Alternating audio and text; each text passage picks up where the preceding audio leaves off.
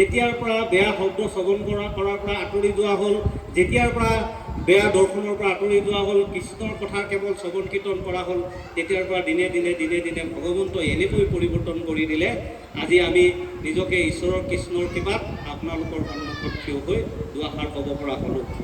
যদি আমি হবে এইখিনি কথা যদি আমি অনুসৰণ নকৰিলোঁ হয় বা ঈশ্বৰৰ কথালৈ আমি নাহিলোঁ হয়, তেনেহ'লে আমিও সেইসকলৰ দৰে যদি এদিন তিনিআলি চুকত চাৰিআলি চুকত যদি নিজৰ কৰ্ম কৰ্তব্যৰ পৰা আমি আঁতৰি গৈ পেলাই সেইবিলাকত বহি থাকিলোঁ হয়, তেনেহ'লে আমাৰ জীৱনবিলাক কেতিয়াও শুদ্ধ নহ'লে হয়। আজি আপোনালোকৰ সন্মুখত থিয় হৈ বা আপোনালোকৰ আগত বহি পেলাই দুআষাৰ ক'ব পৰা আমাৰ শক্তি নহ'লে হয়।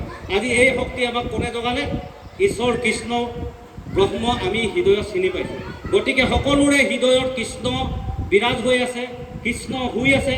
সুপ্ত কৃষ্ণক আমি জগাব লাগিব, আৰু যেতিয়াই সুপ্ত কৃষ্ণক জগাব দেখিব, দিনে আপুনিও পৰিৱৰ্তন হৈ আহিব। এদিন আপুনিও এনে স্থানত থিয় হ'ব পাৰিব, এনে স্থানৰ ভকতৰ সন্মুখত থিয় হৈ আপুনি দুআষাৰ ক'ব পাৰিব।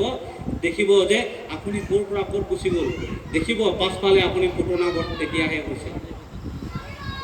সৰ্বপ্ৰথমে আমি যেতিয়া দেখা পাওঁ যে যিকোনো বস্তু অলপ আগত কৈ যোৱা হ'ল যে অলপকৈ খালে শৰীৰৰ কাৰণে ভাল, তাৰমানে মথুৰালৈ পুতনা আহিছিল এগৰাকী সুন্দৰ নাৰী বেশে।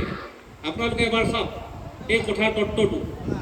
নন্দৰ ঘৰলৈ পুতনা আহিছে, কংসই পঠিয়াই দিলে। পুতনা আহিছে এগৰাকী ধুনীয়া নাৰী হৈ, শিশুসকলক দুগ্ধপান কৰাই আছে, শিশুসকলক মাৰি আছে।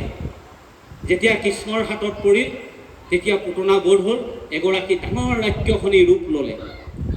যিদিনাই আমি এই অলপ খালে শৰীৰৰ কাৰণে ভাল বুলি ভাবি থাকিব, তেতিয়ালৈকে ভাবিব সেই পুতনাগৰাকীয়ে আপোনাক দুগ্ধপান কৰোৱাই এই শিশুৰূপী ভাৱনা আমাৰ মনত কেতিয়া শিশু হয়? আমি কৃষ্ণৰ নামত আনন্দ হ'লেহে আমি শিশু হ'ম। যদি কৃষ্ণৰ নামত আমি আনন্দ নহওঁ, তেতিয়ালৈকে আমি শিশু নহওঁ। সেই শিশুৰূপী ভাৱনাবিলাক যেতিয়ালৈকে আমাৰ বোধ কৰি থাকিব, সেই পুতনাই বেয়া ভাৱনাবিলাকে পুত হৈ থাকিব আপুনি, তেতিয়ালৈকে কেতিয়াও শুদ্ধ হ'ব নোৱাৰে। সেইকাৰণে কৈছে যে যিদিনাই আপুনি কৃষ্ণ নামেৰে এই বস্তুটো ত্যাগ কৰি দিব, যে আজিৰ পৰা মই জীৱনত এই বস্তুবিলাক কেতিয়াও সেৱন নকৰোঁ, তামসিক বস্তুবোৰ সেৱন নকৰোঁ, যিদিনাই আপুনি এৰি দিব, দেখিব পিছফালে যে কিমান ডাঙৰ বেয়া কৰ্মৰ পৰা আপুনি ঘূৰি আহিলে।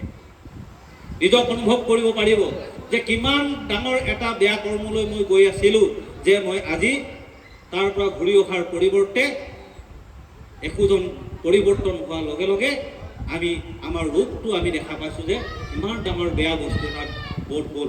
আমাৰো জীৱনত তেনেকৈ বোধ হ'ল, আমি দেখা পাওঁ আমাৰ পাছফালে। সেইকাৰণে কৈছে মায়াৰ সংসাৰ য'ত কংস নগৰী থাকিব, য'ত যুগৰ মায়া থাকিব, তাত সদায় কংসৰূপী ভাৱনাবিলাকে বেৰি থাকিব।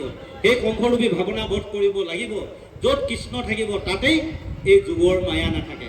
গতিকে কলিযুগৰ মায়া, য'ত কৃষ্ণৰ কীৰ্তন থাকিব তাত কলিযুগৰ মায়াই কেতিয়াও বেৰি নধৰে।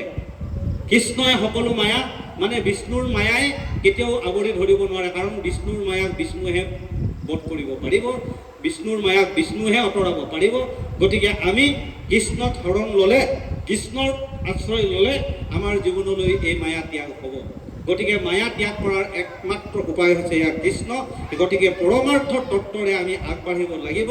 যে এই নাৰদে যি প্ৰসাদ বিলাইছে, এই কথা বিদুৰে জানে নে নাজানে মই নাজানো।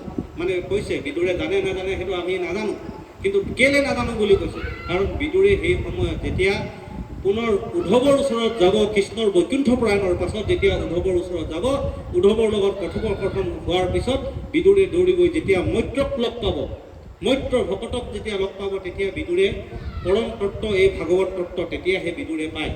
সেইকাৰণে কৈছে যে মৈত্ৰ, গতিকে মনটো আমাৰ তেতিয়াই তৰিব যেতিয়া ভকতৰ সং হ'ব। আমি ভকতৰ সং ল'লেহে আমাৰ মন তৰিব। গতিকে মন কিয়? গতিকে আমি এই মৰ্ত্যভূমি আমি তেতিয়াই তৰণ হ'ব। সংসাৰ জীৱনত এই মৰ্ত্যভূমিত আপোনাৰ তৰণ তেতিয়াই হ'ব যেতিয়া আপুনি ভকতৰ সং ল'ব। গতিকে ভকতৰ সং লৈ আমি এনেকৈ আগবাঢ়িব লাগিব। সুদৃঢ়তাৰে শান্তি মনেৰে আমি ঈশ্বৰৰ কথা শ্ৰৱণ কীৰ্তন কৰিব লাগিব। কৃষ্ণ